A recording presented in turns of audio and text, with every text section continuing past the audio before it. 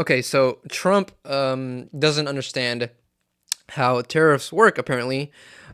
He took to social media and claimed that Mexico and Canada are literally sending illegal immigrants to the US, and as a result, he is going to put a 25% tariff on both Mexico and Canada to punish them.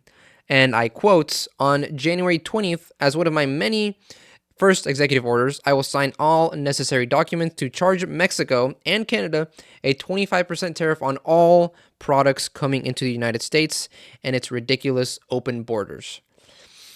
Now, when he says he's going to charge Mexico and Canada a 25% tariff, this makes me believe that Trump thinks Mexico and Canada are the ones that are going to actually pay for the tariffs.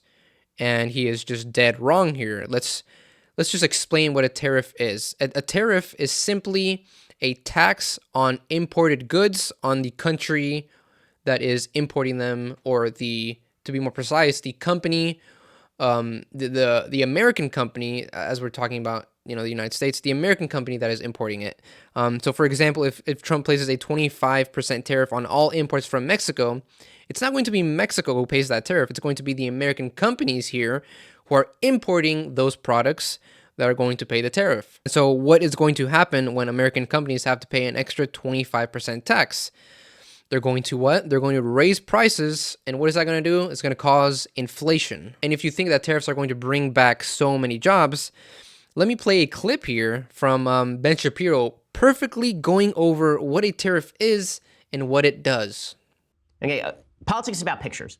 Politics is about stories. Politics is about narratives. When I say trade deficit doesn't matter, it's true, but Trump is telling a different story. And the story that President Trump is telling is a story that goes something like this. Once upon a time, there were booming industries in the United States, large-scale factories, these big buildings located in Detroit, where people worked on employment lines, where they worked on manufacturing lines, and they worked there for 50 years, and they got the gold watch, and then they went home. And they had enough money based on that one salary to support their families. Why can't we go back to something like that? And the answer is because America's economy is much more developed. You have better stuff now. You have cheaper stuff now. The businesses that we work in are better to work in than those businesses.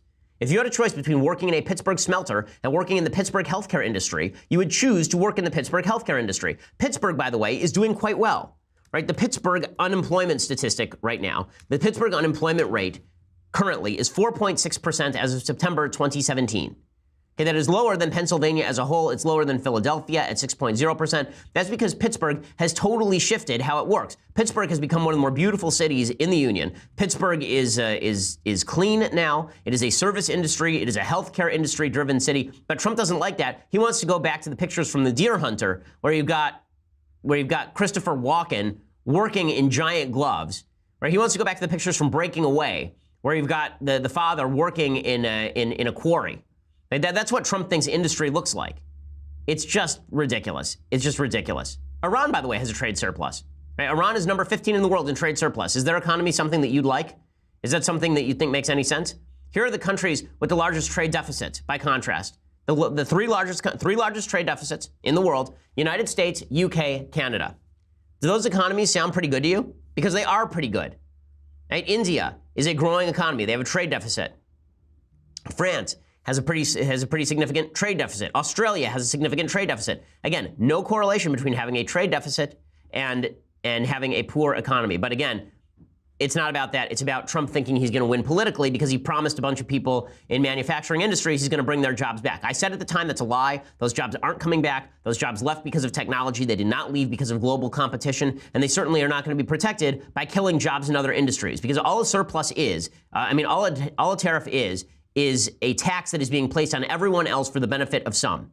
So if you think that, for example, the ethanol industry needs to be subsidized by the federal government, I don't think so. I think that it's nasty to tax me to pay off a bunch of farmers in Iowa. I don't see why that's useful. And not only that, but when Trump implemented his series of tariffs in 2018, when considering the overall impact on employment, any gains in industries competing with imports were outweighed by job losses in sectors that rely on imported materials and face retaliatory tariffs on their exports. So the Fed's analysis of tariff impacts reveal that when an industry's exposure to tariffs increases from the lower quarter to the upper quarter, it experiences a net decrease in manufacturing employment of 1.4%.